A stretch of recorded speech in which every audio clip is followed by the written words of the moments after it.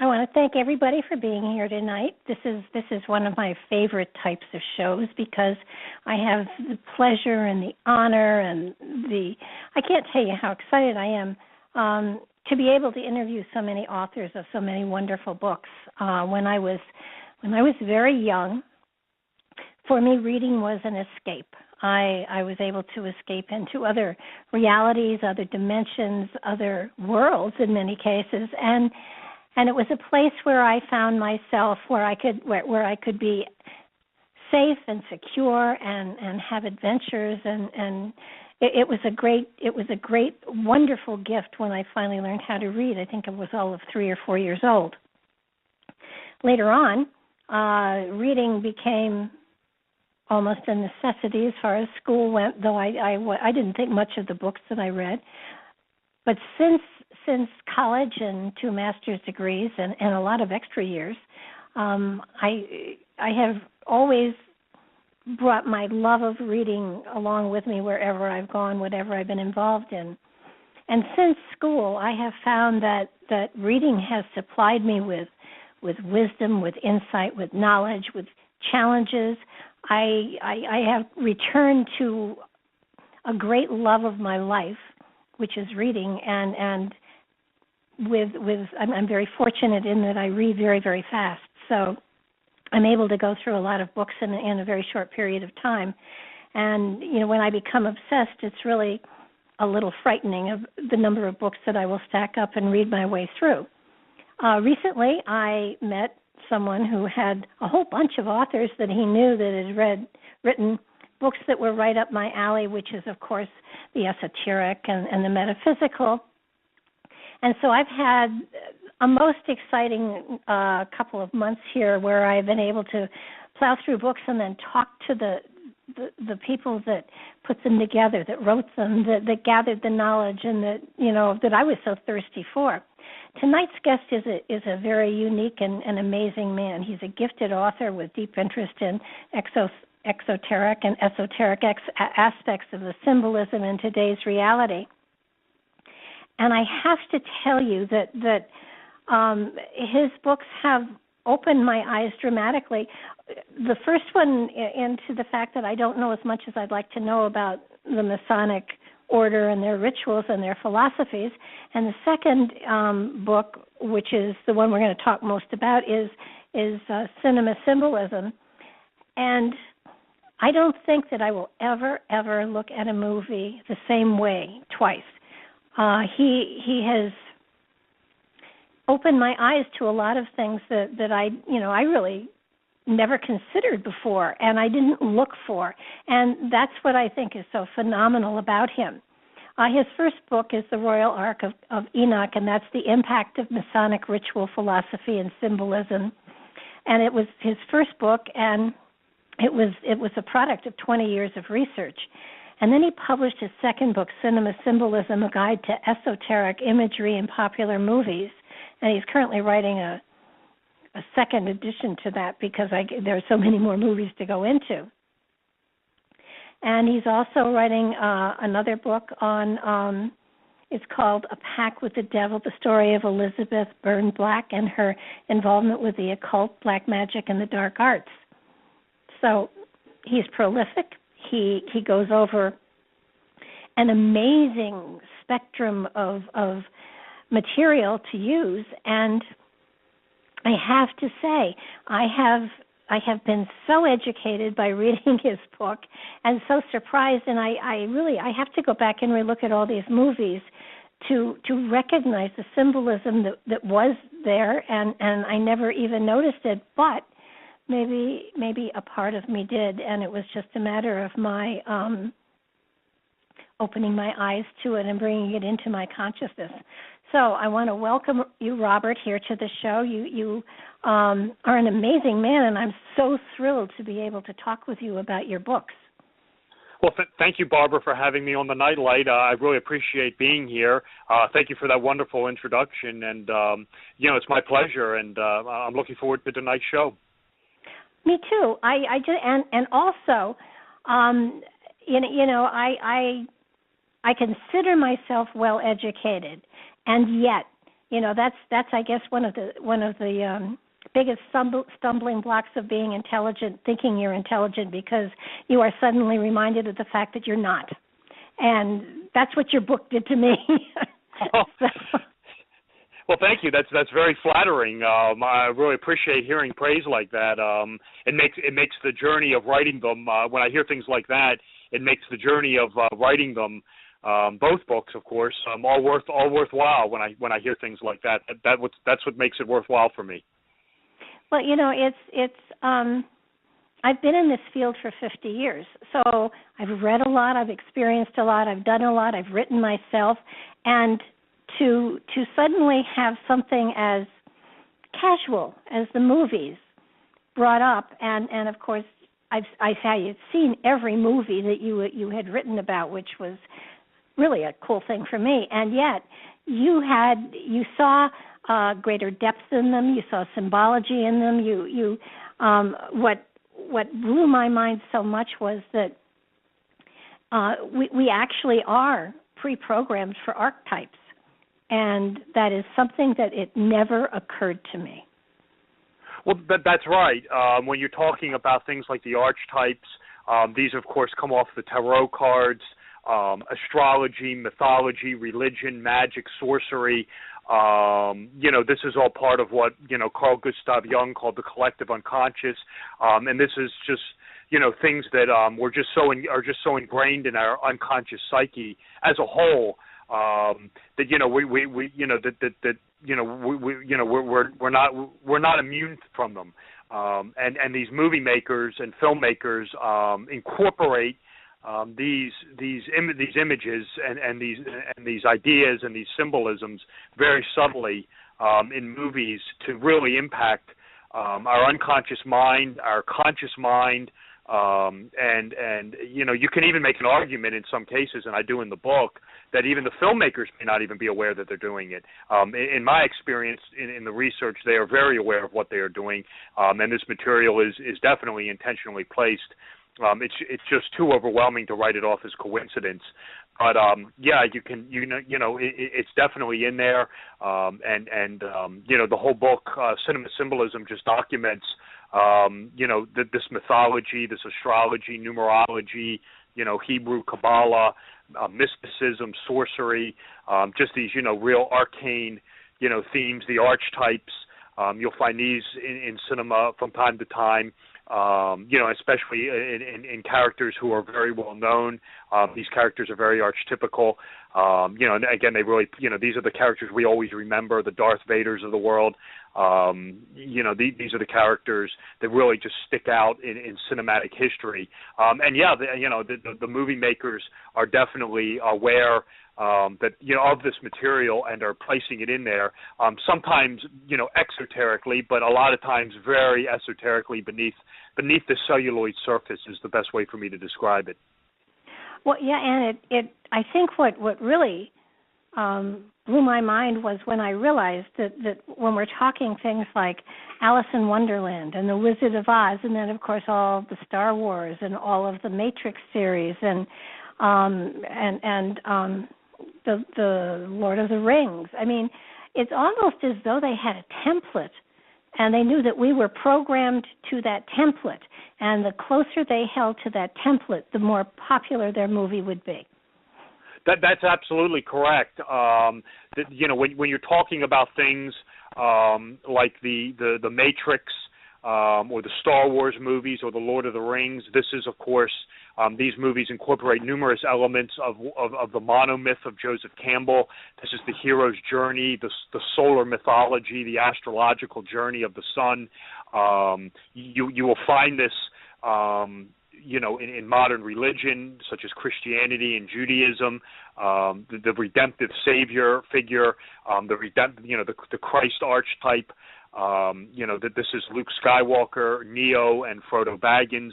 They turn up in those films. And again, like you said, this is very popular. This is a very those are three big main movie series that use it. It's not the only one.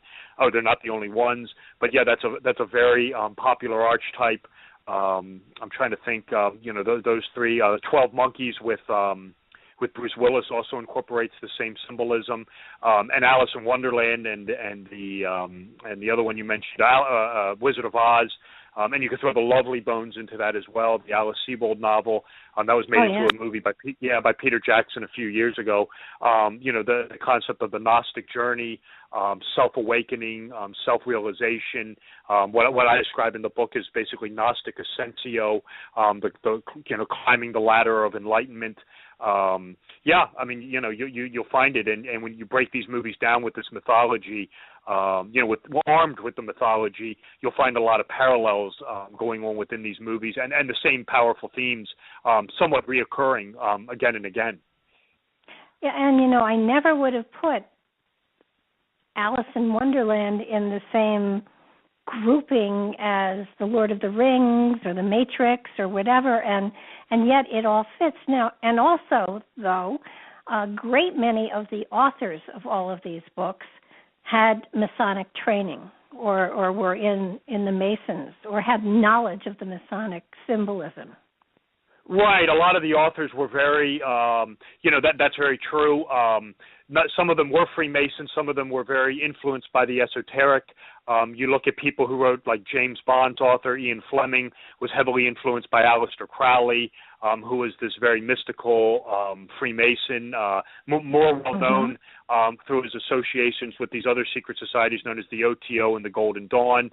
Lewis Carroll, real name Charles Dodson, the Christchurch mathematician, who wrote Alice in Wonderland, very familiar with mysticism. He was a member of a society that studied mysticism and the occult. Its name escapes me right now, but very influenced by this material. George Lucas, who is, of course, behind Star Wars, has openly admitted having read and being influenced by Joseph Campbell. Same thing with the guys who created the Matrix films, the Wachowski brothers.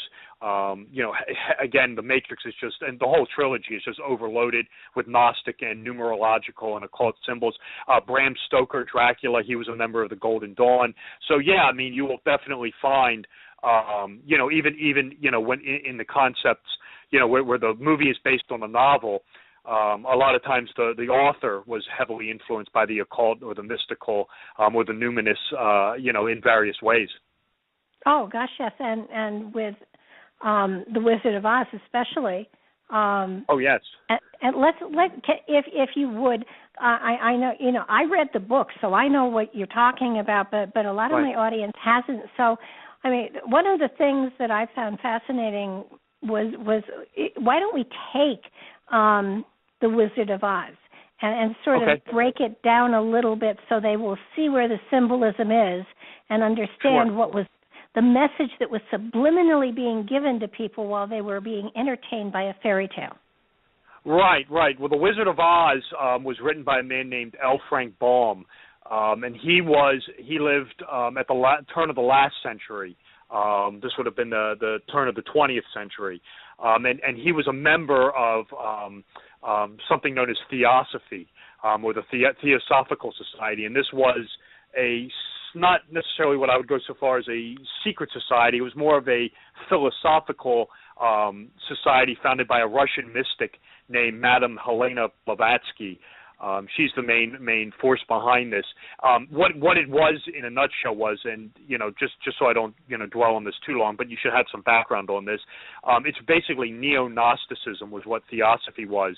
It was very wary of the Abrahamic faiths of things like Christianity, Judaism, and Islam. It believed in self-awakening, self-consciousness. The divine spark was within you. It was up to you to find it for yourself. And Baum, who wrote Wizard of Oz, incorporates many theosophical doctrines in the Wizard of Oz. In the Wizard of Oz, there's really three layers of symbolism going on inside the book and inside the movie. The first one is what you would just call, and I'm just going to go over this briefly, you would call your profane explanation. This is just this magical adventure about this girl who gets whisked away to this magical land, has an adventure, defeats an evil witch, which gets the broom, goes back to the wizard, gets a wish from Glinda the Good Witch, and returns home. End of story. This is what you would call your profane explanation. But then you have two real deeper levels going on in this movie. One is the theosophical theme, the Gnostic theme, and the other is the political allegory. And this ties into when Baum lived. And I'll start with the political, and then I'll go to the other one. I've been asked this before, and it usually works best this way. But with the Wizard of Oz, you have the entire, basically on a political level, on a socio-economic level, what you are watching is a sort of a duplication or a symbolic interpretation of the American political economic system from around 1896 to around 1910. And I want to say Wizard of Oz was published in that time frame. I'd have to pull it up. I want to say maybe even 1900. So it may predate 1910. But you have a lot of things going on where you have the tornado coming in, taking the farm away from the little girl. This symbolizes the Depression of 1896. Where where a lot of farmers lost their farms to foreclosure. You have the Wizard of Oz character, who is the 25th President of the United States, William McKinley. When Dorothy goes to Oz, she takes the yellow brick road to go to the Emerald City. The yellow brick road is the gold standard, and McKinley wanted to use the gold standard to back paperback money or greenbacks. This is why the Wizard of Oz dwells in Emerald City, symbolizing paper money. You have the three travelers that Dorothy encounters are, again, symbolic of the American farmer, who is the scarecrow, the Tin Man, who is the laborer, and the Cowardly Lion, who is either, you can switch him out with either Eugene Debs or Williams Jennings Bryan, who was McKinley's Democratic challenger in both elections. Debs was the head of the Socialist Party. In a nutshell, they were a loud bark but no bite. Hence, they were cowardly lions with no real threat to McKinley. The Tin Man is the American laborer. Many laborers in the Depression of 1896 were laid off, and you'll see this in the movie where he's immobile, he can't move, he's in a state of dormancy, and it takes oil to get him moving again. This symbolizes J.P. Morgan Standard Oil Company and the Rockefeller Standard Oil Company, or the oil companies in general, which put the American laborer back to work. So the laborer, the Tin Man, gets moving by oil. You'll find that in the movie as well. Then you have the whole thing going on in the movie where they go to meet the wizard, and he sends them on the mission to kill the evil witch, and then the wizard turns out to be a fraud or phony, and then this ties into sort of this this Gnostic theme, which is this real deeper level of symbolism going on inside the Wizard of Oz, where you have Dorothy, the little girl, basically whisked away in the tornado.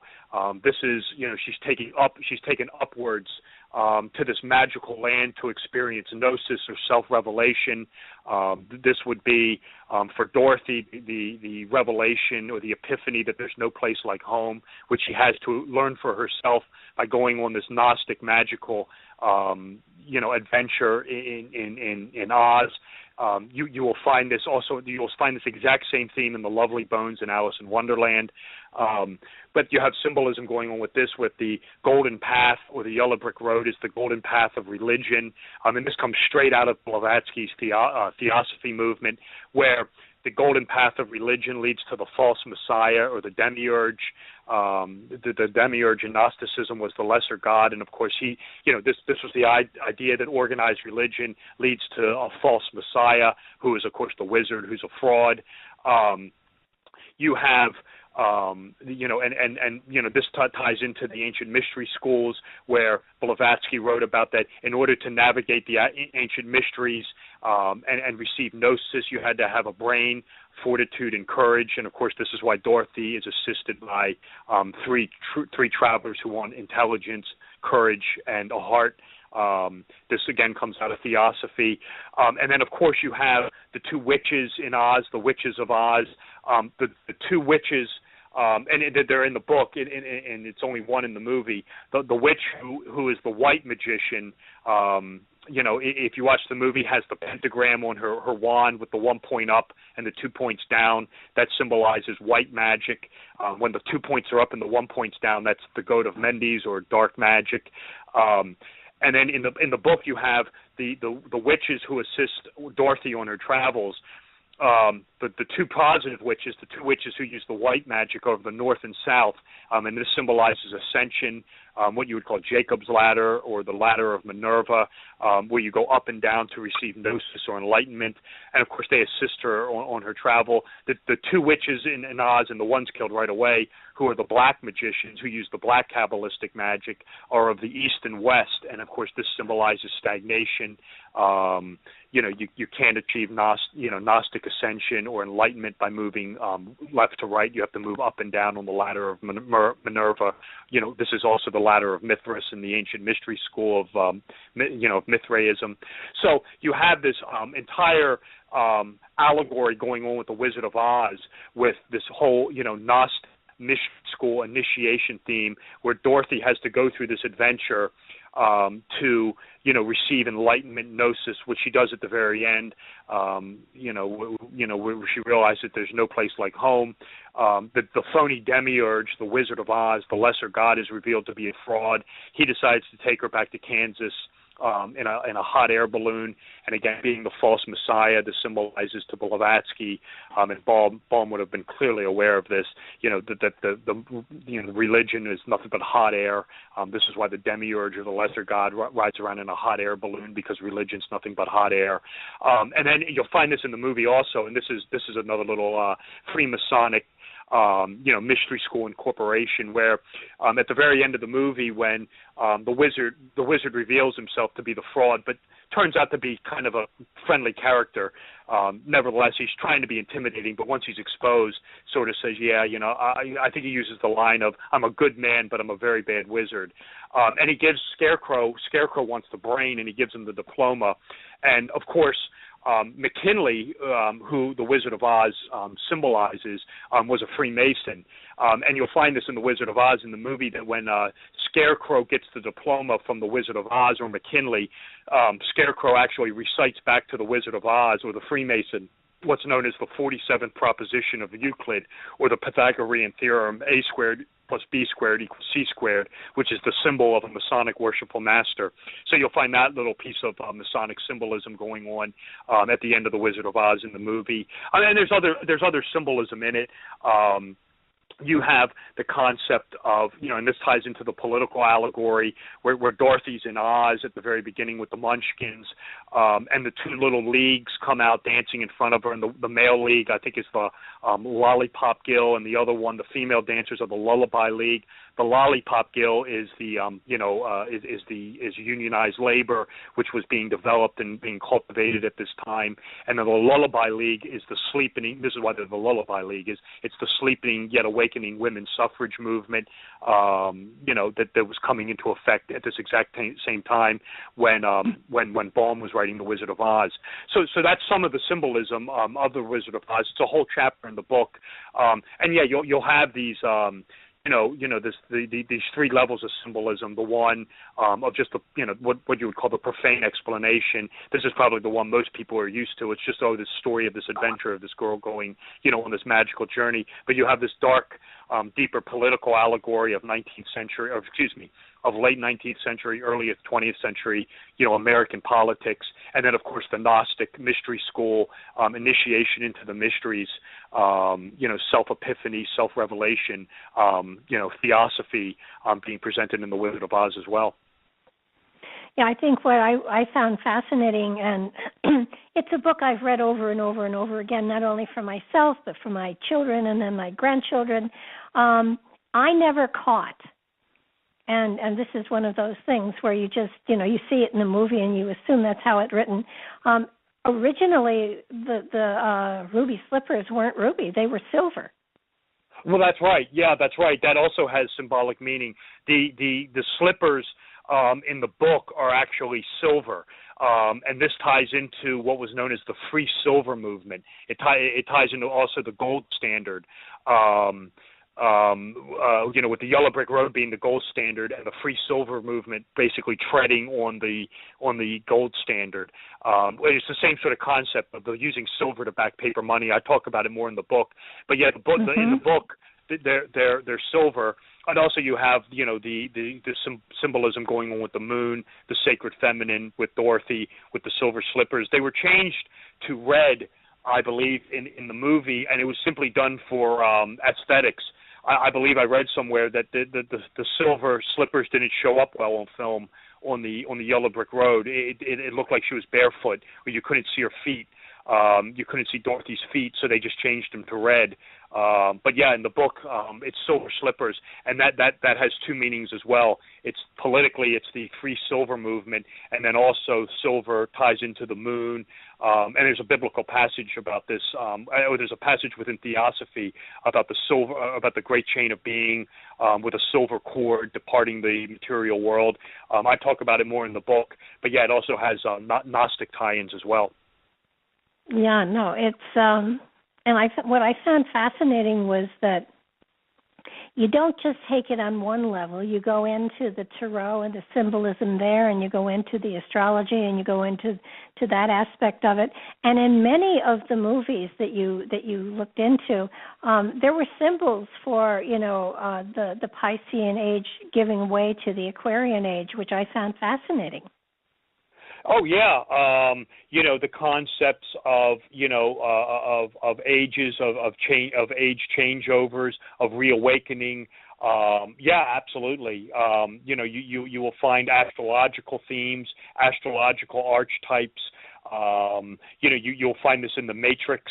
With Neo being the dead and resurrected Sun Man, who's going to herald in a new age for mankind, and of course this is the Christ archetype. With Neo, who's going to end the one age and usher in this new solar age, and you'll actually find that at the end of the very last Matrix movie, when the sun's rising and the little girl says, "Oh, look, Neo, the sun." It's basically it's a dawning of a new day, new solar age. That's another prevalent theme in cinema, hidden cinema, I should say. Well, yeah, and I kept sitting back thinking, if they were thinking about all they were putting in, they could have lost a storyline. So how does this flow? Is this so subliminally integrated into us genetically on a higher consciousness level that we really aren't aware that that's what we're doing? I mean, how does this happen like this? Well, it depends. To answer the question, really, it depends on the filmmaker. A lot of times, and how familiar they are with this material, and I should point out also, I've watched movies before where, not every movie incorporates this material. Some do, some don't. I can't answer why some movie makers seem to include it more than others. I can't answer that. The best way for me to describe this is if a filmmaker is doing it intentionally, and like I said, they are, because you're beyond the coincidence level here.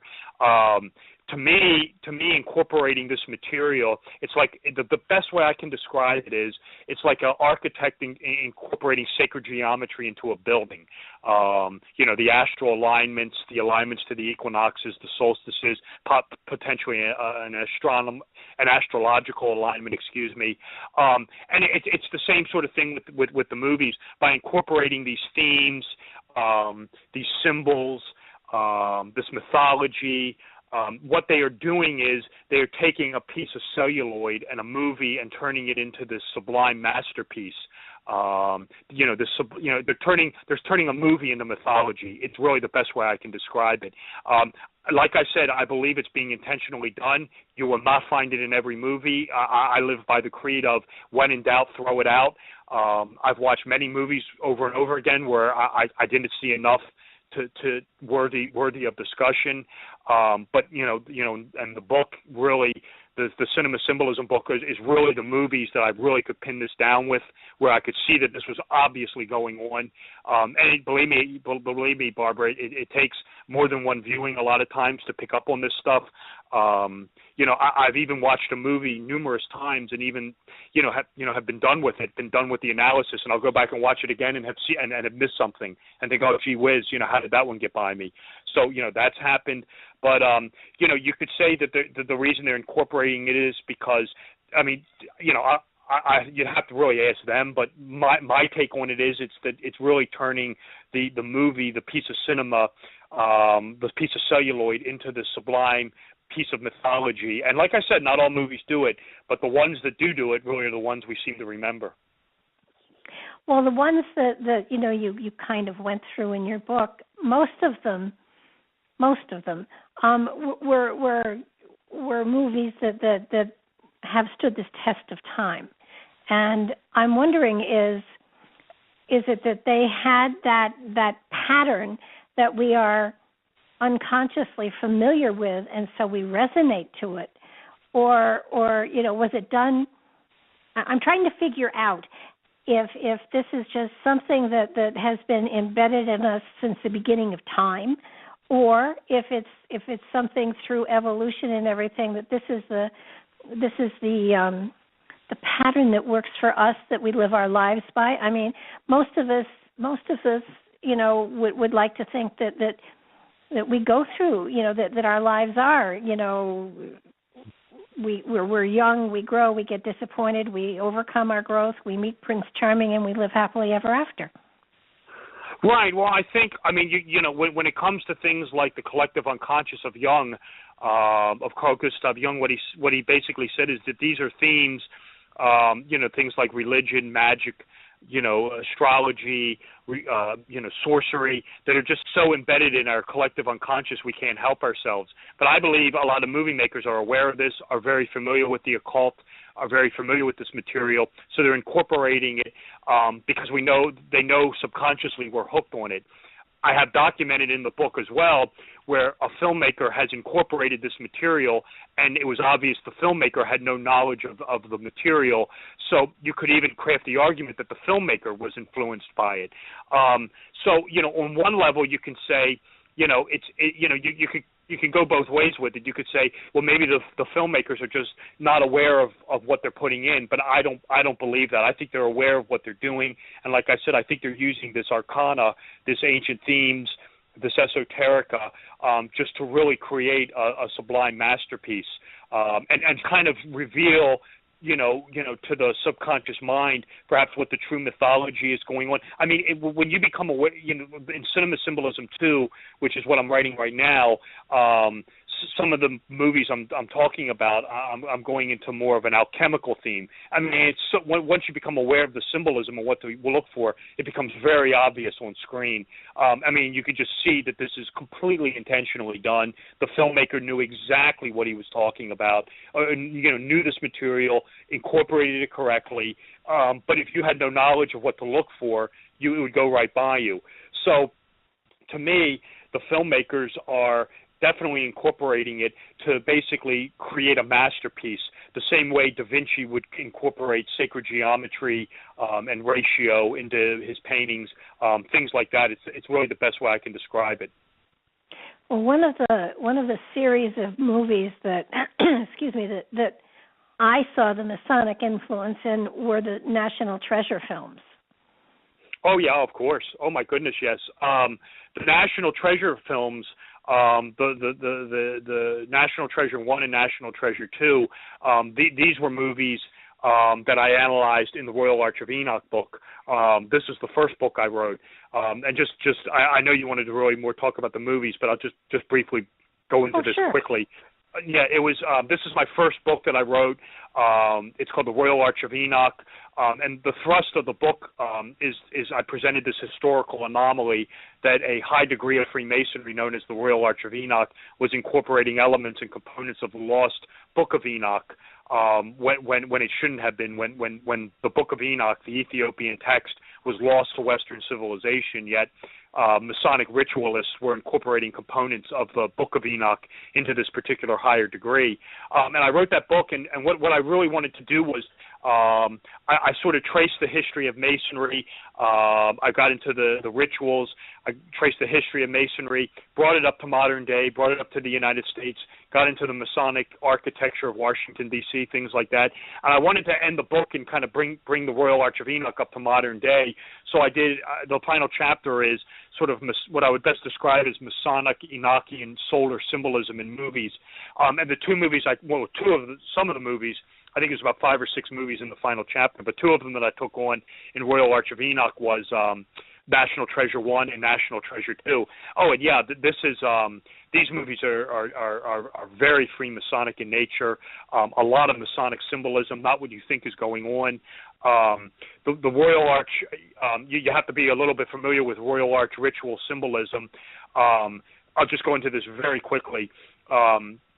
The Royal Arch ceremonial, it's part of the high degree system, and what it documents is, to make a long story incredibly short, it documents the recovery of the treasure of Freemasonry beneath on the Temple Mount, beneath the Holy Ground in Jerusalem, where the subterranean vault is discovered.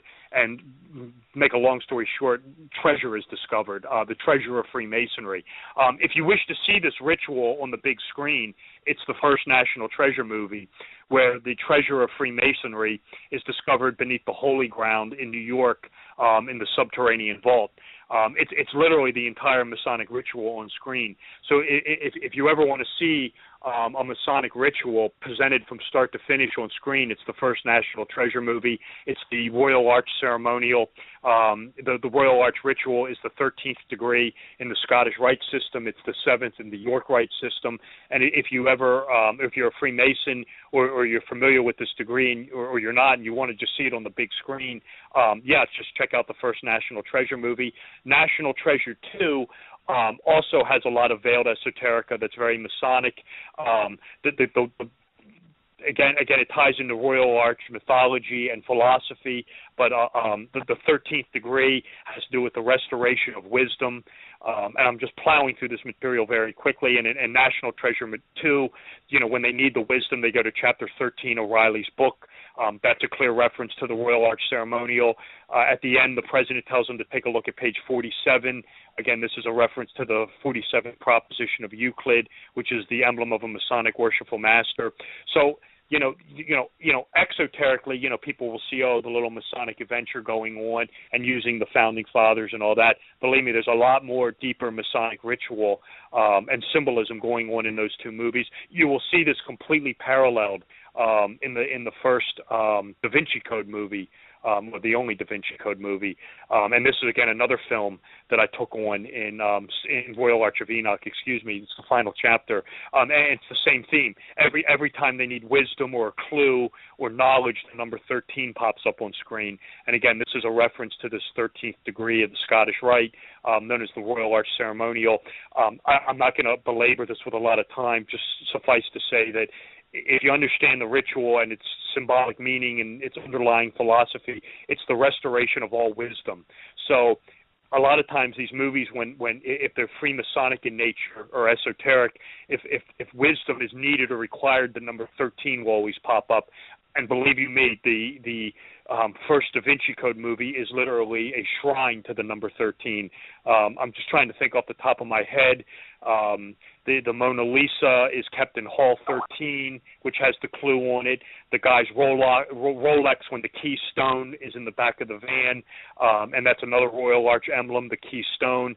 It's 1:12 a.m., add 1 plus 12 to get 13.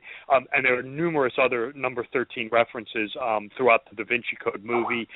But yeah, National Treasure 1 and 2, very Freemasonic, and a lot of veiled Freemasonic symbolism in those movies.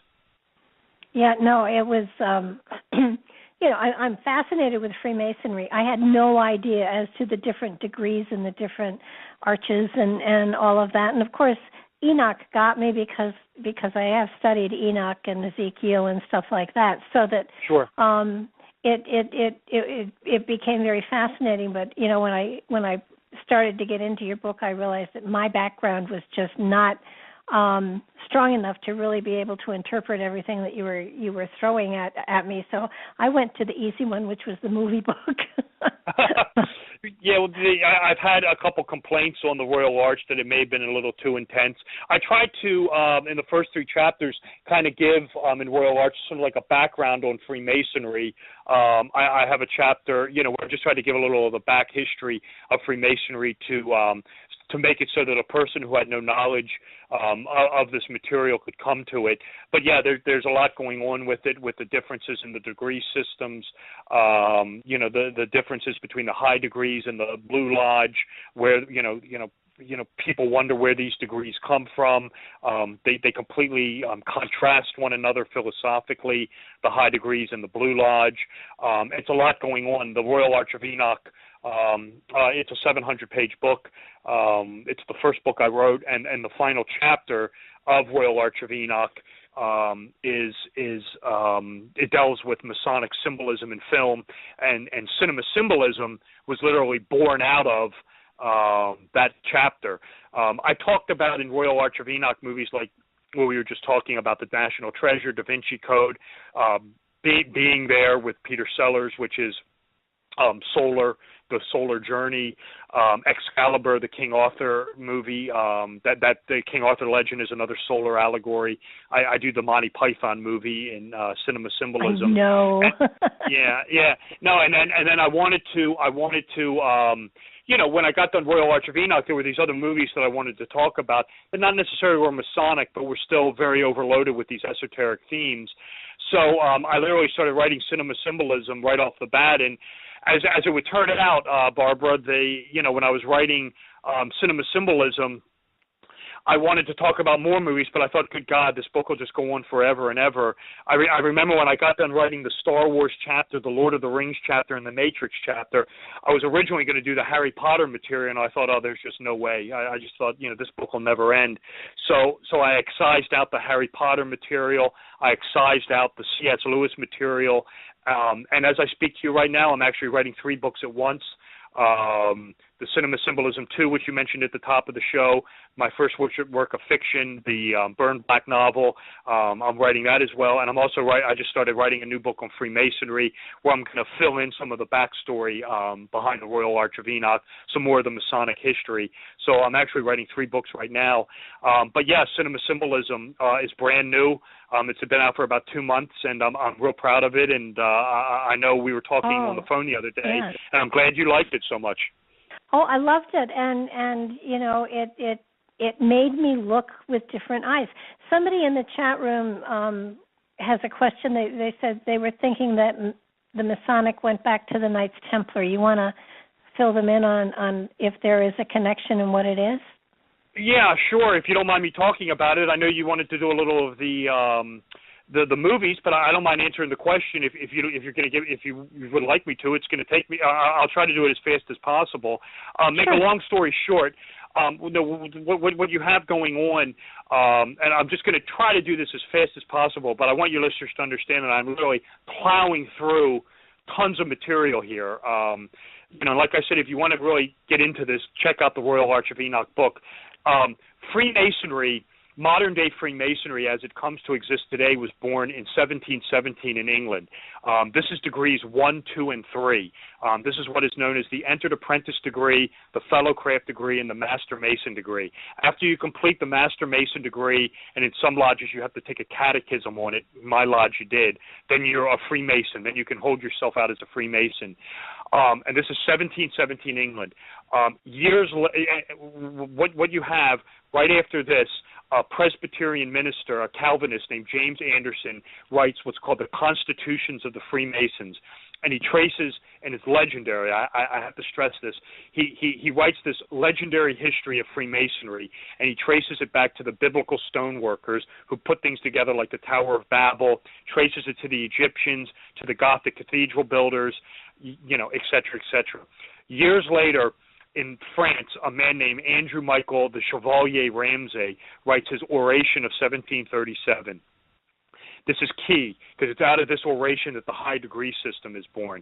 And Ramsay's a very interesting character. He associates with Jesuits. He associates with the Stuart House, especially the Catholic side. He's a founder of the Royal Society. He's a Universalist. He writes this oration on Freemasonry in 1737, and he says, Anderson, I don't really disagree with you about the stone building part. He said, I don't really disagree with you about Masonic secrets and Masonic construction and the architecture. He said I'll go that far. I'll give you that. He says, but Freemasonry, its origins lay with this group of warrior monks who are Roman Catholic, known as the Knights Templar. He said that those are the real founders of Freemasonry.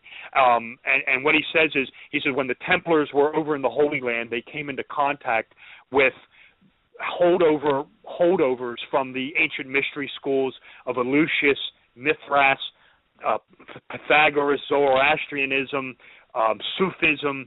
And he says when the Templars, they encountered these mystery schools, or at least these remnants of them, and brought it back to Europe, and the Knights Templar are really the founders of Freemasonry, and he basically says Freemasonry is the real Roman Catholic religion, and it's popish, and Freemasonry is Roman Catholic.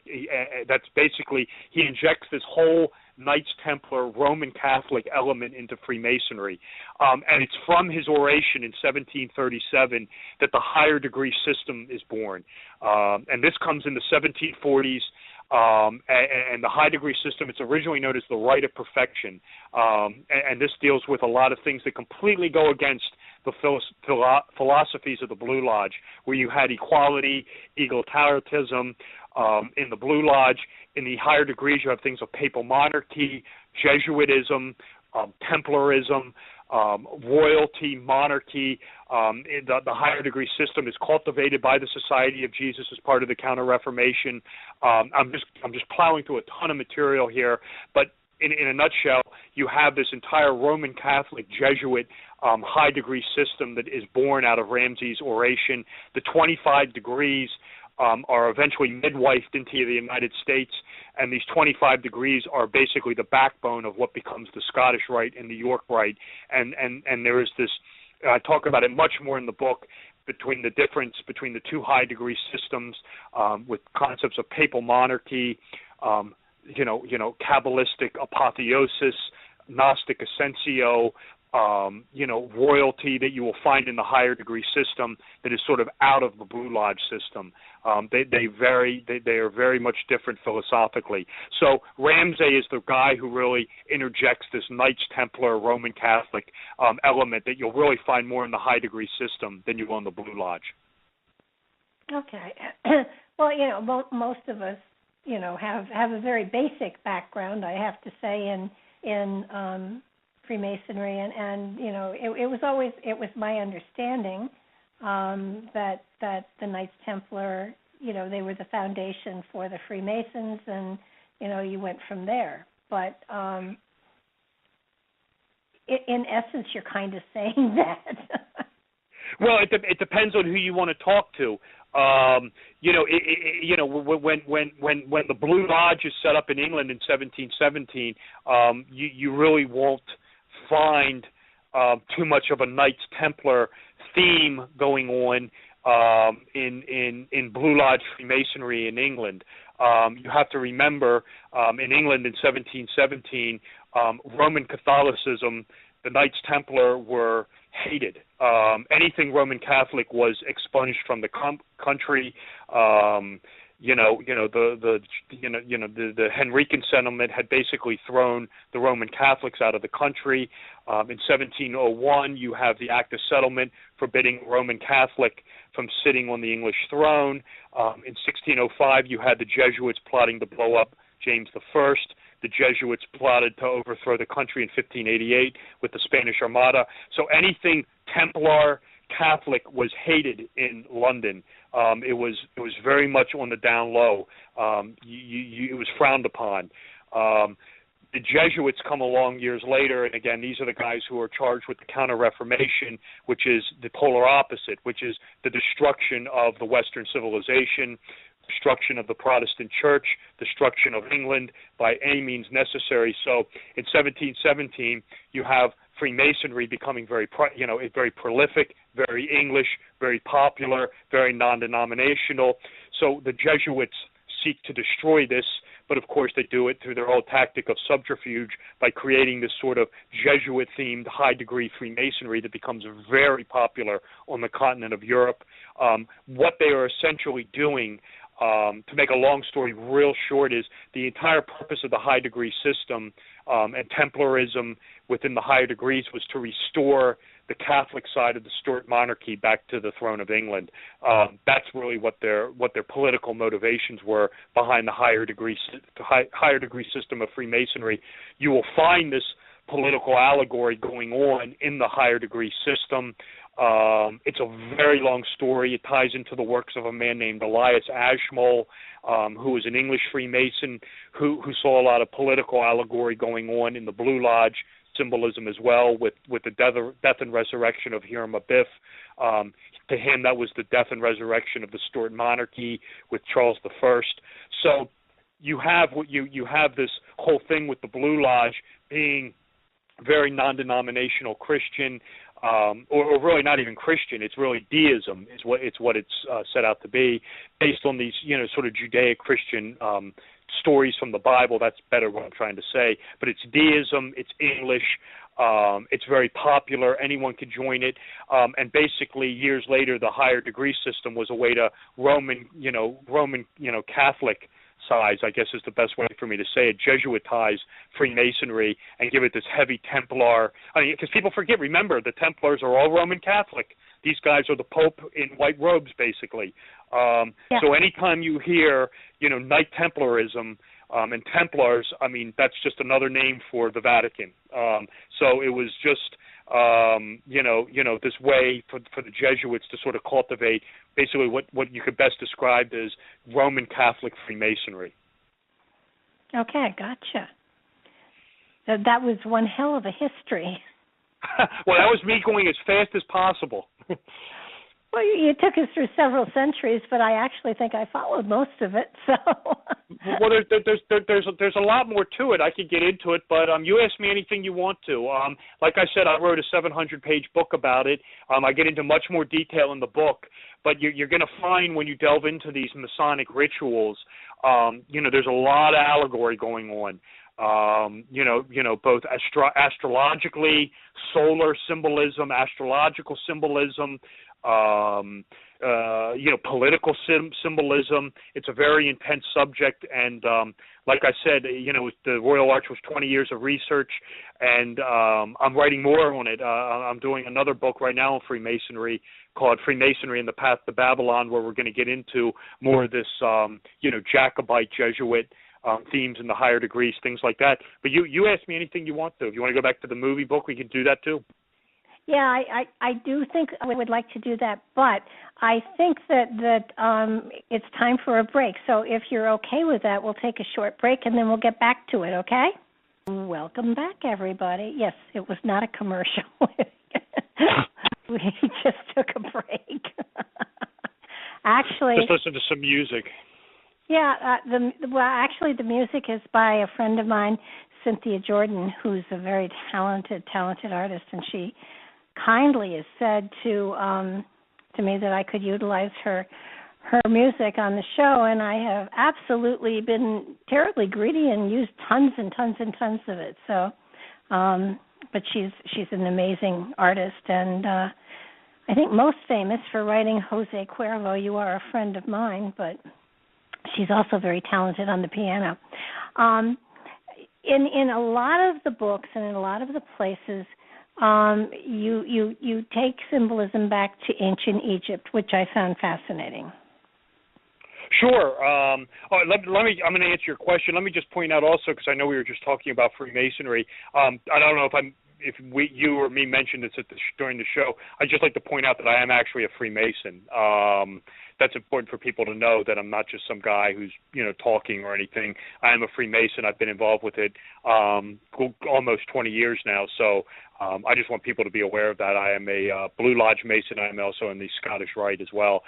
But yes, going to Egypt, you will find Egyptian themes, concepts of death and resurrection, Osiris, the Osirian cycle. You'll find this in cinema. You'll find it in Freemasonry. I'm going to get off the Masonic tip in a minute.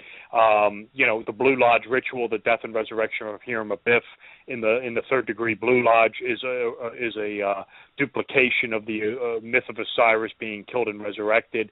And of course, this is also, the Christ Savior archetype, the death and resurrected Sun Man.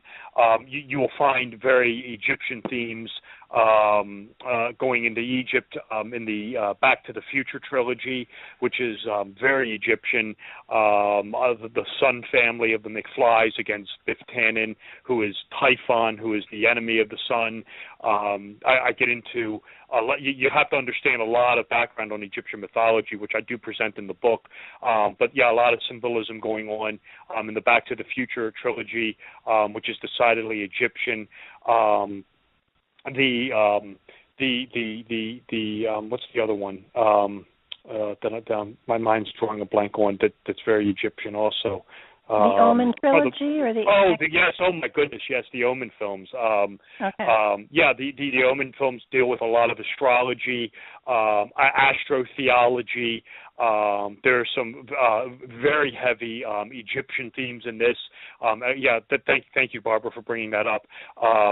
The Egyptian, the entire concept of the Christ story being Egyptian in nature is presented in the Omen films. You'll see this, I'm just trying to think of. There's so many of them in the second movie. Well, for starters, let me just say this: when you the Omen films are just over the top with astrology, astronomy, astrotheology. The filmmakers really play on the weather in that movie, and especially the second one, when the Antichrist, the young Antichrist is coming to power. It's perpetually winter or fall outside, which is the death of the sun in autumn and winter, when in the northern hemisphere the sun or Christ is in death. So the Antichrist is, of course, or darkness is coming to power when it's perpetually autumn and winter outside. In part two, believe it or not, and I was floored to see this. The one guy who becomes convinced, it's the curator of the museum. The name of the character I can't recall right now. I think Charles Warren it may be. He becomes convinced that Damien Thorne is the Antichrist, and to safeguard himself against the Antichrist, he actually runs around with the Crux Ansata, the Egyptian Ankh, basically, to protect himself. I couldn't believe it when I saw it. He as a protective device against the Antichrist, against the Christian devil, which is basically Typhon. He's actually running around with an Egyptian Ankh in his hand. I couldn't believe it. Then in part three, you will have the studio where Damien Thorne is being interviewed, has all the Egyptian imagery in it of Osiris and Isis and Horus. And my goodness gracious, that one, the Antichrist or darkness is actually defeated at the vernal equinox, when the sun is resurrected from the tomb of winter, when the sun or Jesus is born again. And believe it or not, the third Omen movie was actually released, and this is the movie where the Antichrist, Damien Thorne, is extinguished, was actually released on the vernal equinox of 1981. Of all things, the resurrected sun, the sun coming back to life, and the defeat of darkness. So that's another study of in itself. The release date of movies can be very occult in nature. We talk about like the Wizard of Oz, and esoteric themes and things like that. You'll know what I'm talking about because you've read the book. But there are, the casting of an actor or an actress can be occult and have an occult meaning. In Cinema Symbolism 2, I'm getting into some of the artwork of of movies, the posters. The artwork of posters can be very occult in nature as well, and can convey a hidden meaning or a dualistic meaning. So yeah, that's another study is movie posters. But yeah, release dates of movies. I documented the one that was really the only one I could find where that movie was clearly being symbolizing the vernal equinox, astrology. I mean, my goodness, the third Omen movie where the sun is being born again, the vernal equinox. You have the astrological alignments. You have the sun, the stars coming together in Cassiopeia, which is the female constellation. This is, of course, paralleling the constellation Virgo with Pisces and the Piscean age.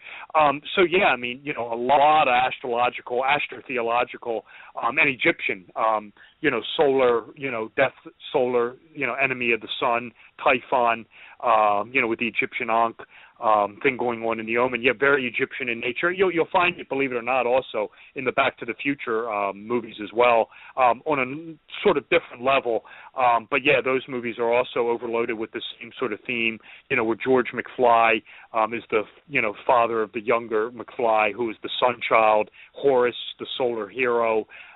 George McFly is killed and resurrected in part 2. Biff Tannen is Typhon, the enemy of the sun. The solar family lives in Lion Estate, which is the, Leo the lion, the reference to the sun. The DeLorean is the solar kabbalistic chariot of the Jewish Merkherber. A lot of very mystical themes going on in the Back to the Future trilogy. Yeah, it boggles your mind to think that it was all done on purpose. And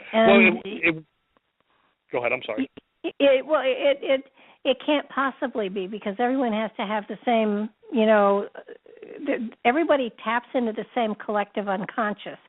So the pattern is there. And for those that have insight enough to know that there is a pattern, they can take advantage of that pattern. And it seems to me that almost all of the movies that you did review did very, very well at the box office. No, go ahead. I'm sorry to interrupt. Yeah, I can't remember one of them that did not do well. And it seems to me that there really is a pattern. And whether you're doing it with Alice in Wonderland or The Wizard of Oz or The Matrix or the Star Wars trilogy or even, I mean, the place where I saw the most of it, I mean, I have to tell you that Wizard of Oz blew me away. But when you got into the trilogy of the Rings, that's where oh my God, it was so, it was thick with it there. It was just unbelievable. Yeah, I mean, and again, this is, coming out of the world of J.R. Tolkien. And again, people, they wonder where is this material coming from? It's a couple things. For starters, let me just answer your question this way. Also, is these movie makers are very familiar with this material.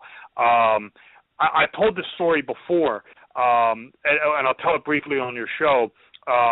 There was one of the characters from the X-Files in the 1990s. It was one of the lone gunmen who was one of the conspiracy guys who hung around with Mulder. And I'm just going to tell the story real quick. He had to go in and meet with the screenwriter or the producer. He had a question about the show or something. It was no big deal. He said he went into this person's office, and he was just sitting there talking to him, and the guy had to answer a phone. He said his eyes were drawn to this guy's bookshelf, this producer's bookshelf.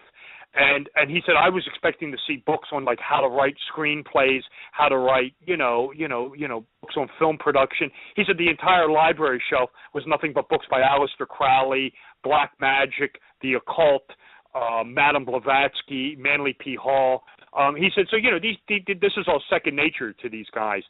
And also, I need to point out, and I talk about this in the book, at least we forget that Manly Palmer Hall, if your listeners are not familiar with who that is, he was probably the greatest mystic of the 20th century. He was a Freemason, and he wrote numerous these massive compendiums on mysticism and the occult and symbolism. In fact, The Royal Arch of Enoch, I based that book, or I modeled that book. I shouldn't say I based it. I modeled that book after The Secret Teachings of All Ages, which is Hall's magnum opus. But Manly Palmer Hall's, his Philosophical Research Society is literally a stone's throw from the movie-making industry. So, yeah, I mean, these guys are familiar with it in Hollywood. But when you get into people like Tolkien, who wrote The Lord of the Rings, I mean, Tolkien was an Oxford University professor. He hung around with C.S. Lewis, who was the guy who wrote the Narnia tales, and they hung out in this pub in Oxford. I've been there. It's called the Eagle and Child, and they had this little group that would get together and talk about mysticism, and you know the occult and mythology. And they called themselves the Inklings. And one of the guys who was in the Inklings was a man named Charles Williams. And if you're not familiar who this name is, this is something I'm talking about more in cinema symbolism too. Williams was a member of a secret society known as the Hermetic Order of the Golden Dawn, and this was really a Victorian quasi-Masonic secret society. Aleister Crowley was in this. Bram Stoker, the guy who wrote Dracula, was in this, and Williams had an influence on Tolkien and Lewis, probably more Lewis than Tolkien. But again, these guys were very familiar with this lore, and they incorporate it into their novel, and then you'll see it on the screen. Ian Fleming did the exact same thing with the James Bond movies. You'll find a lot of hermetic, esoteric themes coming into the world of James Bond, coming out of the world of Aleister Crowley and Dennis Wheatley and people like that. So I mean, this material is very prevalent amongst these authors and these filmmakers. Yeah, it just, to me, I notice the archetypes, and you've got your sun god, and you've got your hero, and you've got your mother figure, and you've got the wise old sage, of course, is the one that I always am drawn to, whether it's Gandalf or Dumbledore, right, or Yoda. It kind of you kind of look at everything you're seeing in a different way, in a different light, and not every movie follows the same patterns, and yet usually the blockbusters have these patterns in them, have these archetypes in them that you have to. The more that our subconscious is able to go, oh, I know that, I can relate to that, I like that person because they are, and sometimes you don't even realize what you're doing is finding the archetypes and then putting the story together in your head and then flowing with the movie, and that's why you remember the movie, because it follows what the archetypes do. Yeah, that's right. That's called the monomyth. And basically, this ties into the Harry Potter material, the Lord of the Rings, the C.S. Lewis, Star Wars, Matrix, where you have the hero as the sun god. And it's the monomyth is basically, for lack of a better word, the sun's journey. This is the Christianity, the Christ tale. You'll find this in Judaism. You'll actually find astrological elements in Islam. But yeah, I mean, it's the same thing. You can call this character, Luke Skywalker, Neo, or Harry Potter, or Frodo Baggins. It's the same. It's the same thing. And you're right. You have the hermit. The tarot, the living tarot card, the hermit card. This is the Hermes Trismegistus character, the wizard, the sage. And you're absolutely right. This is Albus Dumbledore, Obi-Wan Kenobi, Yoda, Morpheus, Gandalf the Grey. This is the character who always has all the answers, but doesn't, only delves them out or only reveals them piecemeal. He'll never give you the full story. He only doles it out piecemeal. He turns up, and he's always the sort of like the enabler or the assistant to the sun god. You will find this archetype reversed. If it's the evil wizard, he's also very fascinating. This is Thulsa Doom in Conan the Barbarian, Willy Wonka the chocolate maker, who has the kabbalistic occult secrets. But usually when there's a hero figure with this guy, he's usually out, the hero is usually motivated by like revenge or money or something like that, where when it's the positive Hermes or the positive wizard character, they're out to save the world. And again, this is the Christ-like, sun god, the archetype. Jesus was to save the earth, or to save mankind from itself. This is Frodo Baggins, who's going to save Middle Earth, Luke Skywalker, who's going to save the galaxy, Neo, who is going to, save, the world from enslavement, or Harry Potter, who's going to save the wizarding world from the dark evil lord. It's the same thing over and over and over again. Light versus darkness. Yeah. So we've literally watched the same movie over and over and over again all of our lives, just about. Well, I wouldn't say it's the same. Some movies have this. Now if you take a movie like, I don't know. I'm trying to think. I don't know. Not every movie has the solar savior in it, but clearly the Matrix does. The Matrix trilogy does. The Star Wars movies do. Both of them. 1, 2, 3 does as well, and 4, 5, and 6. The Lord of the Rings does. Those are the Harry Potter material. You'll find these same things of, the hero, having some sort of epiphany, death and resurrection, assisted by the wizard or the hermit character. The sacred feminine character always turns up. You'll find these also on a lesser extent in the James Bond, where Bond is the sun saving the world, has the alchemical wedding with the lunar goddess or the Bond girl.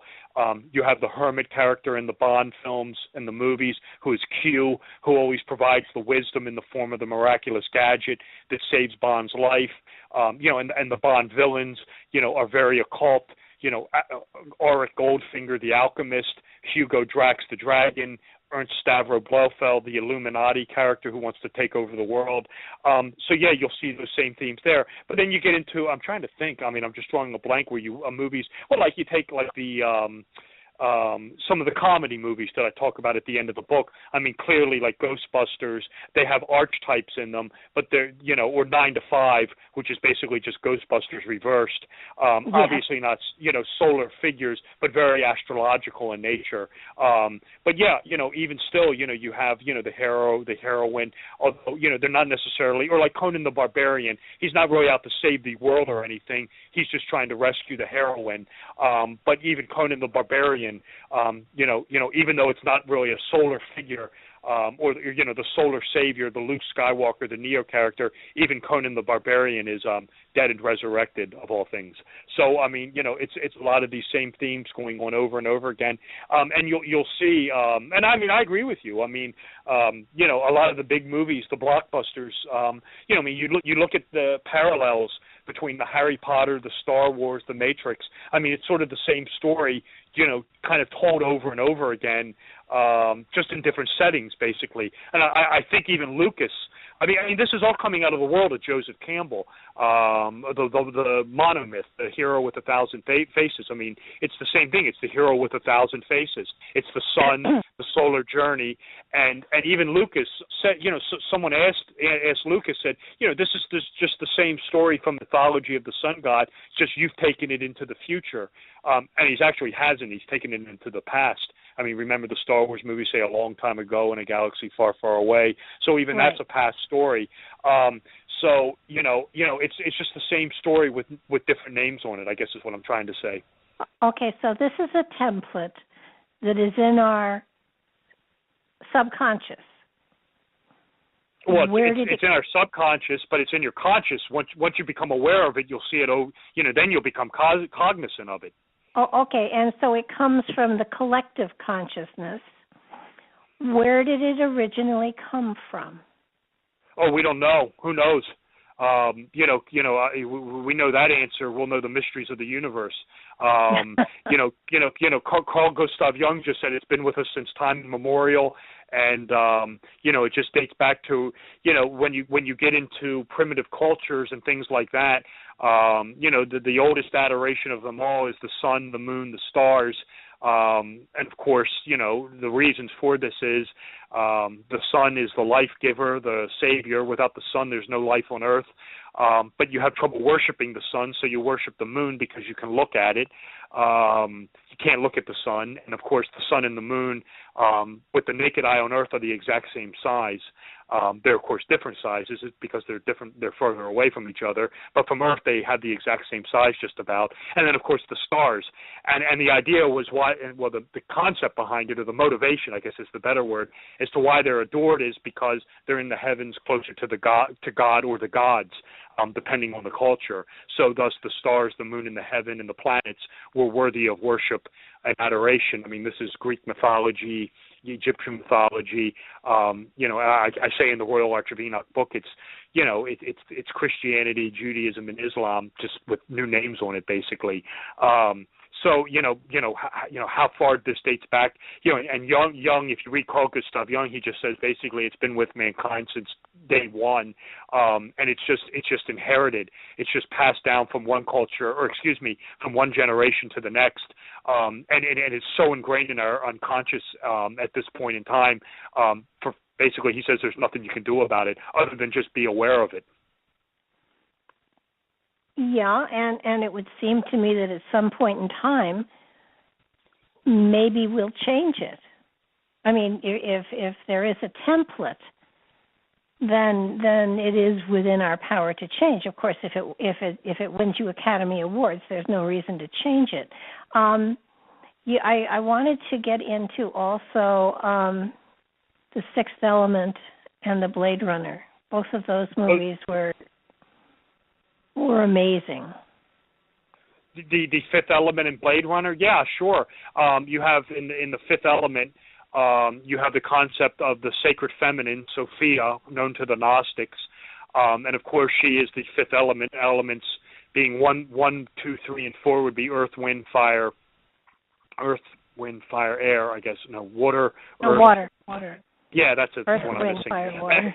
Right, and of course this deals with the concept of the fifth element, ties into the Pythagorean mysteries with the pentagram, with the fifth element being the mastery, the ether, the mastery of the other four, and of course she comes to save mankind from the darkness. She's she's sort of the female Christ Savior, which is an interesting character. But yeah, you'll find this. You'll find concepts of in the fifth element of the secret societies, of wisdom being passed down through secret societies. At the beginning, he says, "Pass this down to your order, but keep it within the order. Don't let it out into the public." So you'll have the secret society influence being passed down through all the generations with what the fifth element really is. And of course you have, again, the concept of light. She releases the light to stop the darkness. This is Manichaean Gnosticism, light versus darkness, cosmology, Manichaean cosmology. And then you have some real subtle things going on in that movie, which are really great, with the whole character of Dallas Corbin, who is sort of the enabler of the fifth element. And of course he meets the guy who's Pan, the god Pan, who is Ruby Rod, who has the single horn on his head and is only out to seduce the nymphs or the stewardesses. And of course he plays the Pan pipes or the radio device. So you have the god Pan turning up in the fifth element, and then he constantly calls. What's really interesting is he constantly calls Dallas Corbin demon. He's shorting Dallas down to the letter D and then calling him D-man, but it sounds like demon.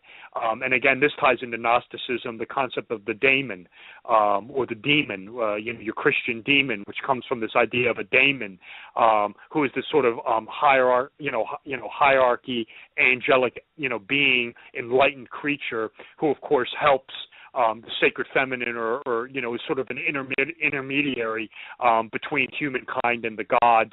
And of course, demon or daemon, Dallas Corbin, assists the godlike fifth element to save mankind. So I mean, that's a real great play on words that they have going on in the fifth element. And then the other one that's just fantastic, and this ties into the Matrix, and this comes out of a movie called Saturn III, where when they're going to, and this is really great symbolism, because it turns up in Saturn 3, then it turns up in the Fifth Element, and then it turns up 2 years later in the Matrix movie, where in Saturn 3, which was a movie that came out in the early 1980s, when they're out in space and they want to become unconscious, they take a pill called a blue dreamer, and it's the blue pill that puts you to sleep. You'll find this in the Fifth Element, where the stewardesses, when the people are traveling into outer space, the stewardesses wear the blue costume, and their sole purpose is to put the people to sleep. And then, of course, this is obviously carried over into the Matrix movie, where when you want to go back to sleep, you want to go back into the Matrix, you take the blue pill that puts you back to sleep. Of course, the red pill will show you the reality, the true reality. But if you want to go back to sleep, you take the blue pill. That comes from the stewardesses of the Fifth Element, which in turn comes from the movie Saturn 3, which came out in the early 1980s. So, yeah, I mean, I get into more in the Fifth Element. I believe there's some other symbolism going on in that. It's escaping me right now, but it's a great film and has a lot of symbology in it. Blade Runner is great. I just had just briefly, I just had the pleasure of meeting William Sanderson the other day, who was Rutger Hauer's sidekick in Blade Runner. Super nice guy. Your listeners may know him better. He was the police chief or sheriff on True Blood on HBO, and was E.B. Farnham, of course, on Deadwood. I had the pleasure of meeting him the other day. But Blade Runner is decidedly loads going on in that thing. Decidedly Gnostic in nature. Rick Deckard, Harrison Ford. You know, the whole idea is he really a replicant? You never know if he passes the test. All his apartment is nothing but the old black and white photos. Rick Deckard, Harrison Ford is, of course, René Descartes. It's the same name almost, who is the French philosopher who talked about emotions and, human beings having souls. And, of course, the nature of emotions. Of course, Descartes has, epiphany through Roy Batty, who is the Jesus Christ figure. When Batty's dying, gives that real famous soliloquy at the end. And, of course, Batty dies with the stigmata through his palm, with the nail through his palm, and releases the dove at the end. This comes straight out of the gospel tale, where when Jesus was baptized, the dove descended, and Batty, as he dies, the dove's released, symbolizing that his Holy Spirit, that the replicants actually have souls, and the soul ascends into heaven, and of course this is the revelation, the Gnostic epiphany that Descartes has. It's a fantastic movie, lots of, and then of course you have the Terrell industry, Joe Turkel, who is the head of, Terrell. He is of course the sort of Luciferian, enabler of the Enochian angels, the Nexus Sixes, and of course Joe Turkel was the devil in The Shining. So it's an interesting piece of, Lloyd the bartender in The Shining. He's the same actor. So a great piece of occult casting there. And of course, not only is Terrell the creator of the replicants, the Nexus Sixes, and this is in the director's cut, but Terrell is also the investors of wisdom. They're the progenitors of wisdom. You'll find that in the director's cut, where the owl, the symbol of wisdom, flashes the eyes red, that it's a replicant. That not only is Terrell capable of creating human life, the godlike creators of biomechanics, but they're also the creators of wisdom as well. They can imbue their creation not only like people like Roy Batty with life, but with wisdom. And of course, this contradicts, the it's a kabbalistic golem is what he's created, but he actually can invest it with the human soul, with the intelligence. Where you look at like Frankenstein's monster, Edward Scissorhands, things like that, which are also golems. They don't have the intelligence of the soul really. They're just animated human-like creatures, but lack the soul. But Terrell actually can manufacture the soul as well. Fascinating movie, lots of Gnostic themes, lots of occult themes. I talk about it. It's one of the movies I get into in great detail in cinema symbolism. Yeah, no, I never picked up on the fact that Harrison Ford was a replica. Yeah, that's really the big debate. If you watch the director's cut, it's more well known. It's presented more that Harrison Ford is actually a Nexus 6. There are several tip-offs to this in the movie. The one is that he takes the test. I think it's called the Voight-Kampff test. I have to look that up. I may be pronouncing that wrong. It's something like that, though. He takes it, but you never find out if he passes it or not. Then Harrison Ford, Rick Deckard's apartment is nothing but the old black and white photographs, and of course this is what the replicants latch onto, is the old photographs, because it's evidence of a past that doesn't exist. And then you have the unicorn origami, symbolizing that this is what he dreams about, but the one police chief knew. I forget the name of him, but it's symbolizing that he knows what he's up to, basically, and that Harrison Ford was a replicant all along. It's debated. Ridley Scott won't tell you, and Ridley Scott's been asked this before, and he won't answer it. He won't tell you whether the Harrison Ford, Rick Deckard is actually a replicant or not. And again, this comes straight out of the world, of Gnosticism. The Blade Runner is based on a novel by a esoteric novelist who was very much into Gnosticism and conspiracies, by the name of Philip K. Dick, and he wrote a novel called "Do Androids Dream of Electric Sheep?" And that's the template. That's the template of Blade Runner, is Philip K. Dick's novel there. Oh, I'll be darned. We have a question from the chat room.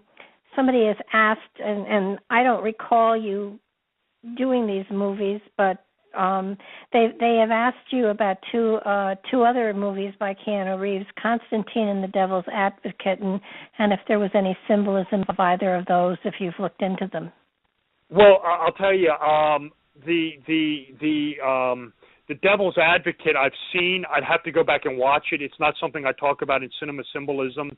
I've seen it, but it's been years ago, so I'm going to pass on commenting on that. John Constantine Hellblazer, or Constantine, is a movie based on the works of a man named Alan Moore, who is an occultist, ceremonial magician, and comic book author. I am actually tackling 3 of his movies in cinema symbolism too, or 3 of the movies based on his comic books is what I should say. John Constantine Hellblazer is not one of them. I am actually taking on, although I probably could. I'd have to go back and watch it. It's been a while since I've seen it. But again, 3 of his works that have been turned into major movies, and which are just overloaded with occult symbolism, is From Hell, starring Johnny Depp and Heather Graham. That's alchemical. Watchmen is a smorgasbord of conspiracy and Gnosticism, and V for Vendetta also has a lot of conspiracy and Gnostic themes of revelation, epiphany, very occult in nature. Those are 3 movies that I'm very familiar with, and I will be talking about in Cinema Symbolism 2, Cinema Symbolism sequel, which I'm actually writing right now. Wow. Okay, well, the other thing that we haven't hit upon is, we've hit upon the men in the movies, but we haven't hit upon the female archetype much at all. It feels like it's mostly just men that get to fill these patterns, and yet, I mean, if you go into Alien, I mean, your hero was a woman. Yeah, you have. I've been asked, before. You have some people. The role of the mother and the female being portrayed negatively. It can be, but you can have male villains as well. But you have had the woman portrayed very positively as well. Ellen Ripley on the Nostromo. The name of the ship has occult meaning. Look that up. That's in the book. Who is the savior of the crew? Well, she's not the savior. She saves herself. The crew gets eliminated by the xenomorph. But she is basically the heroine of the Alien movies. She is the hero archetype, who again is dead and resurrected in part 3. Well, she dies at the end of part 3 and resurrected in part 4. The ship she's on in Alien 1, Nostromo, is a occult reference to her and her personality. Look that up in Cinema Symbolism. I talk about that. You have and then of course you have the whole Hitchcockian thing going on with Ash and Mother, where the robot is just doing everything that the robot, the mother tells him to do. This is the very Hitchcockian Norman Bates Mother syndrome going on in Alien 1. But yeah, you have the female heroine, the female savior in Alien. Of course, you have Princess Leia in Star Wars, who is the moon. If Luke Skywalker is the sun god, the name Luke. The name Luke comes from lux, Latin, meaning light. And then, of course, what light skywalks the sun. So you have Luke, who is the solar, hero. In mythology, the sun god is Apollo or Helios, who has the lunar sister Diana, or Artemis, and of course, Princess Leia is the lunar sister who only wears the white robes. So you have her as the female heroine in the Star Wars movies, and then again in the Matrix, you have Trinity. I mean, my God, if that isn't a giveaway, just her name, as to what she represents, the Holy Trinity. This is, again, Gnosticism coming, if you're familiar with Gnosticism and the Trinity coming out of the Nag Hammadi library, Sophia, Divine Feminine, was one of the elements of the Holy Trinity, hence her name Trinity. So yeah, you have the sacred feminine there. She's kind of the the counterbalance to Neo's son savior figure. Catherine Raleigh in the 12 Monkeys, who is the Mary Magdalene figure. James Cole, JC, Jesus Christ, who comes back in time to save mankind from the deadly virus. She's the only one who will believe him. Again, the sacred feminine character. So yeah, the female is a very important part of cinema. I talk about it in both aspects. I talk about the negative and the positive elements of the role of the female archetype in cinema. It's a whole chapter in the book, actually. What about the Seven Seals too? That's definitely a woman that dies to give up her life to let everybody else live. What movie is this? Seventh Seal. Oh, I don't know it. I've never seen it. Oh, that would be a good one. No, don't know it. Yeah. Don't know that one. Check that one out. It obviously, oh yeah, definitely. I'll make sure I look it up. It talks about the seven seals that have to be broken, and the fact that the gift is empty, and in order to fill the gift, would she give her life to save? She's pregnant, of course, and oh, is this the one with Demi Moore? Is this the one with Demi Moore? I'm not sure if Demi Moore is in it or not. I think if it's Demi Moore, I think I've seen it, but it's been years since I've seen it. But I think I know the movie you're talking about. Okay. But it's fascinating because they show what happens when the seals are broken, and priests are all over the place looking for where's the next seal and what's the next seal, and somebody moves into her garage who happens to be the one that's breaking the seals, and she's pregnant, and I guess at the very end she's rushed into delivery, and the question is, will you die so they can live? And she says yes, and she does die, and the baby lives, and the gift is filled, and life goes on. But right. Good movie, but again, a sacred female. How about in like the Exterminator, the mother of John Connor? Oh, of course, John Connor, JC, Jesus Christ again, the savior of mankind. Again, same sort of character, the female figure, and again, she's more of the warrior, type. You'll find this with Ellen Ripley as well. But yeah, John Connor is the Christ savior figure in Terminator, and again, John Connor, JC, same initials. The Christ-like savior of mankind from the machines, the Terminator. And she's the mother of the savior figure. Again, same sort of themes. You'll find this again in the first three Star Wars movies with Shmi Skywalker, who is the virgin mother of Anakin. And Anakin Skywalker is again another, he may not have the initials JC, but is another Christ-like figure, the savior of the Jedis. which he ultimately becomes by destroying the Emperor at the end of episode 6. Is rejected by temple elders, wants to stop people from dying, storms the temple, is dead and resurrected as Darth Vader. Same themes over and over again. And yet we don't notice it really, and that's what fascinates you don't notice me. it. We don't really notice the story that's being told to us over and over and over again. And it's fascinating when you really sit back and analyze it. When you know what the different templates are and the different archetypes are, you really can in a lot of movies. I mean, there are some stupid movies like right. I don't know, Animal House that you can't, but or maybe you can. I don't know. You actually have a god. You actually have the god Loki in Animal House, but that's about it. This is the loser character who fails upwards. He turns up from time to time. But no, you're right. I mean, one of the motivations, one of the real strong motivations of me writing this book was to point this stuff out.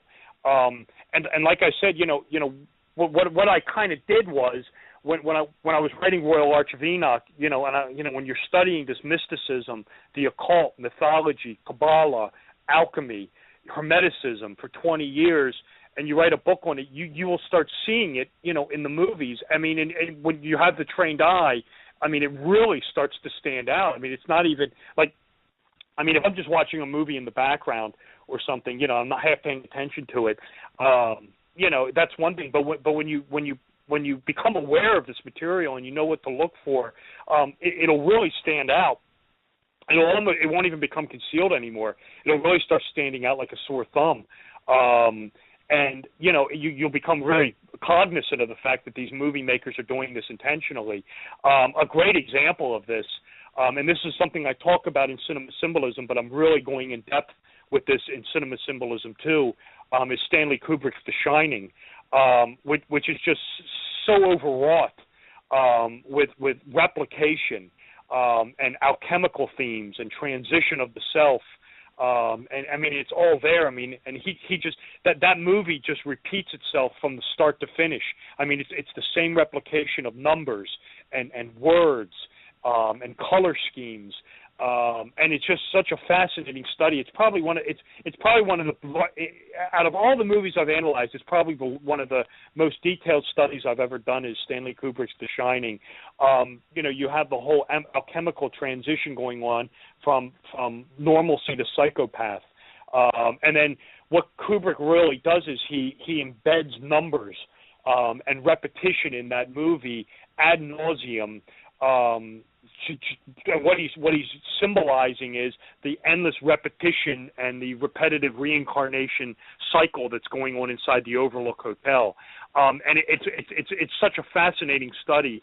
I finished the portion on The Shining, but I mean it is you will just sit back and be like, whoa, when you become aware of just how pedantic he went to repeat things and repeat numbers over and over and over and over again in that movie. I mean, it's really incredible. Darren Aronofsky is another one. In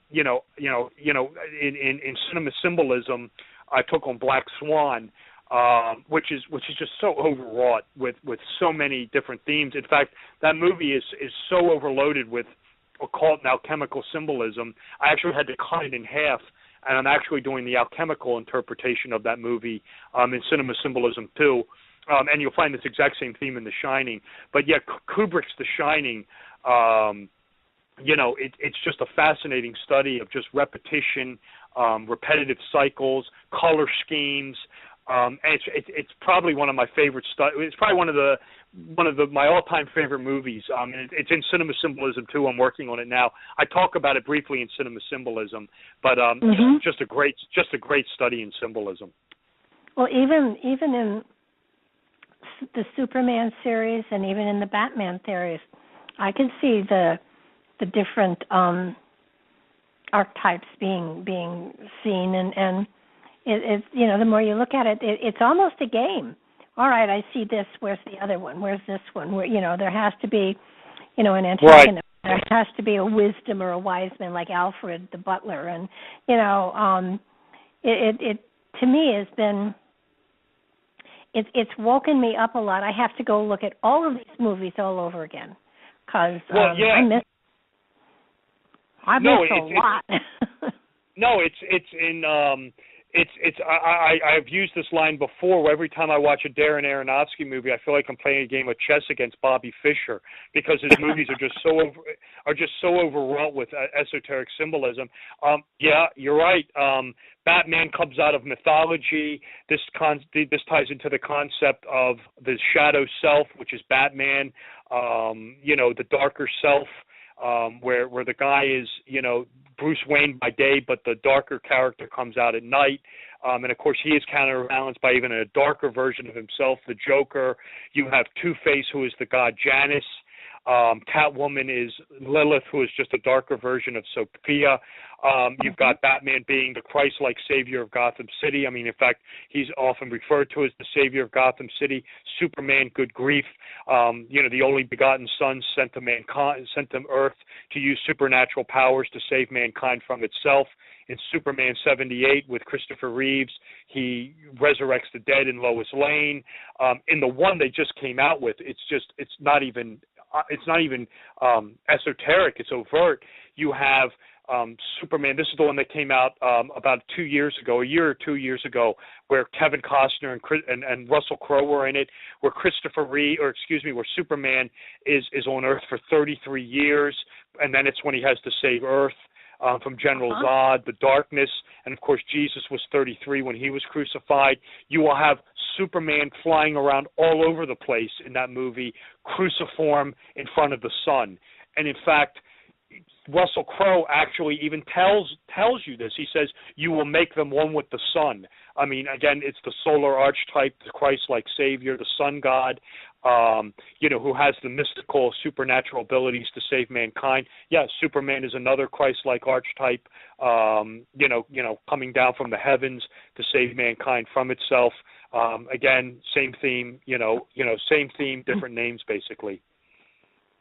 My God, do you ever watch a movie and just enjoy it? Yeah, well, this is my way of enjoying them. If it's just a movie and I'm just watching it passively, yeah. But when I'm doing these books and I'm writing on this, I'll tell you, I sit there. For starters, I will say this: I have to watch these movies at least 3 or 4 times. And like I said, even on the 4th or 5th viewing, I'll miss stuff. The Black Swan material is so overwhelming, I'm actually doing a whole other portion of it in Cinema Symbolism too. Aronofsky snuck a couple things by me in that I'm putting in Cinema Symbolism too. I didn't realize it until Cinema Symbolism 1 was going to press, and I thought, oh my God, well, it's too late now, I can't put it in, so I'll put it in Cinema Symbolism 2. Yeah, but Aronofsky snuck a couple things by me. But when I'm watching these movies, if I'm just watching it passively in the background and I don't have my symbolic quote-unquote eyeglasses on, no, I enjoy it, but I really enjoy it, the challenge of trying to find this stuff. And I literally sit there with a notepad in front of me for I need my remote because I am constantly moving backwards and forwards in these movies. Things that can happen early on will be put up in the end or later on. Where you may have missed it early on, a reference to something that turns up later. So then I'm like, oh my God, I got to go back to chapter so and see if that. The other place where you haven't mentioned it, but I'm sure it's there, is in Sherlock Holmes. Well, I talk about Holmes briefly. Conan Doyle was a Freemason. And you'll find some esoteric themes in his works. Of course, the Hound of the Baskervilles, the demonic hound haunting Dartmoor. This turns up in The Omen 3 with the demonic hound in the castle on Dartmoor. You have the adventure of the Sussex vampire, where you have the psychic vampire attacking people. He's not actually drinking their blood; he's draining their psychic energy or psychic or spiritual energy, I guess is the best way for me to say it. So yeah, I mean, Conan Doyle was very versed in the esoteric. I mean, his involvement with spiritualism is very well documented. And you'll find some esoteric themes in the Sherlock Holmes works, vampirism, demonism in Hound of the Baskerville, in Dartmoor in England is home to a lot of, or at least allegedly home to a lot of supernatural activity. You will find this in the Third Omen movie, where Damien Thorne traps the priests on Dartmoor and uses demonic power. And of course, you'll find this in Sherlock Holmes. He says, don't go out into the moors. This is where evil is exalted. So hence, in Omen 3, Damien Thorne, when he's hanging around in Dartmoor, has extra power, I suppose, because he's really, powerful by killing off the priest assassins in Omen 3. But yeah, and then in the one Sherlock, it's not based on Conan Doyle. I talk about it in Cinema Symbolism, the one that came out a couple years ago with Robert Downey Jr., where you have the secret society guy, the Aleister Crowley Golden Dawn guy trying to take over the world. Black something or another is the character's name. It was the first Sherlock Holmes movie with Robert Downey, where there was the secret society, Golden Dawn-like secret society, Victorian secret society that was hell-bent on taking over the world, and the guy was using magic and sorcery. I mean, obviously an Aleister Crowley-like, figure. I talk about that in Cinema Symbolism. So yeah, I mean, you'll find that character turn up from as well. But yeah, I talked about some of the stuff going on in Sherlock Holmes in Cinema Symbolism.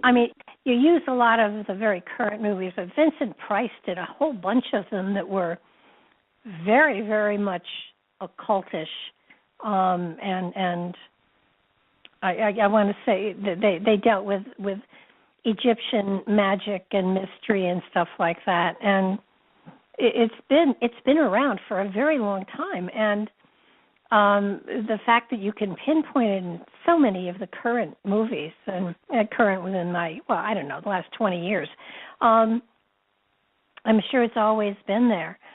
But the more and more profound they get, the more and more you wonder, are they trying to wake us up? Is there something going on here? I mean, let's just take it a step further. All of this, this is a pattern. This is how things work. Can you apply it to your own life? Does it apply to your life? Who's your Dumbledore? Who's your, pal that's always there? I mean, is this something that we can, bring it into our own lives and help us to understand a process or a place we are in our own evolution? I suppose that's one way of looking at it. I've never really viewed it as that way. My take on it is, when it comes to the symbolism in movies, but I mean, what is it? Art imitates life. So, you will definitely, I'm sure, we've all had teachers and people in our lives that, were somewhat archetypical. I guess, even ourselves, we all sort of, incorporate or incarnate different portions of the archetype, or the archetypes, I should say. We all have the conscious ego. We all have, what's the line? Everybody casts a shadow, so we all have our darker sides too. So yeah, I mean, it's all part of our present life. Art imitates life, and I really see it. My take on it in the very end is just basically, if you're aware of it, you'll see. Read. My take on it is I wanted to present the material because I wanted people to be aware of this material, because I know I was aware of it, and I wanted to share this material because it's like you said, you'll watch these movies with a different light once you become aware of what you're really looking at. And look for the symbolism and things like that. I mean, because it's definitely there. I mean, and it's fun to see. I mean, just on a lighter note. I mean, it's like a challenge coming up with this stuff. And like I said, I sometimes feel like I'm playing a game of chess against these guys because it's there in some cases, and you just go to see what levels they'll go to incorporate it and veil it in films. But like I said during the show, to me, a lot of it is with the symbolism. It's really just transforming the movie into a piece of mythology, which I think they've been very successful at. Hollywood is literally printing money off this material, so they've been very successful at it. But yeah, I mean, life imitates art, imitates life. So you can find this stuff going on in your own lives in reality, and you'll find it on the big screen as well. They parallel each other, I suppose. Oh, absolutely. Well, I want to take this opportunity to thank you because I really have pumped you dry almost. And well, that's all right. I enjoyed being here.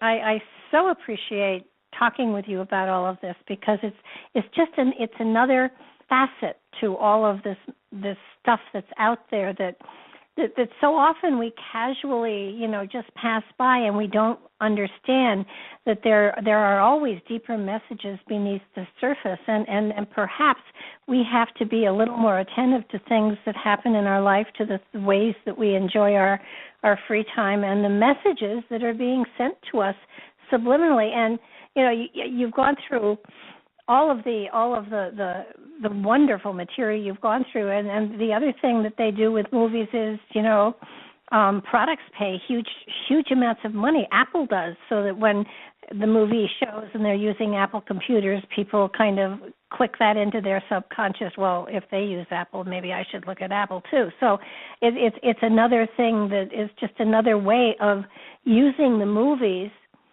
to sway society, and I don't think they've done it as much as they probably will in the future. But it's fascinating, and I am so grateful to you for being a good sport and letting me talk about the movies instead of the Masonic stuff, which I will get educated on so I understand a lot better. Well, for starters, let me say thank you, Barbara, for having me on. I thought it was a great show. Thank you for having me on Nightlight. Could I just give out my website real quick? Absolutely. Go for it. Yeah, well, just again, thank you for having me on. I really appreciate it. I thought it was a great show. No, we did some Masonic stuff, so that's good. And like I said, the movie book's out, so I certainly want to hype that. If you liked what I said tonight and you're interested in my books, the easiest way to get them is through my website, which is www.robertwsullivaniv.com. That's Robert W. Sullivan with two L's, the letter I, the letter V.com. My name is Robert W. Sullivan with a fourth, so I use the Roman numeral letters IV. If you go there, there are links to buy the book. You can buy the signed copies through my publisher. It's in the ebook format. It's in Kindle, Amazon, Nook, Barnes & Noble. They're a lot cheaper than the paperback, so if you want the ebooks and want to start reading it right now, you can get those. There's links to buy the books there, links to all my social media, Twitter, Facebook like pages for all my books. There's a YouTube channel link where you can go watch some videos I produced on this material and listen to other radio shows I've been on.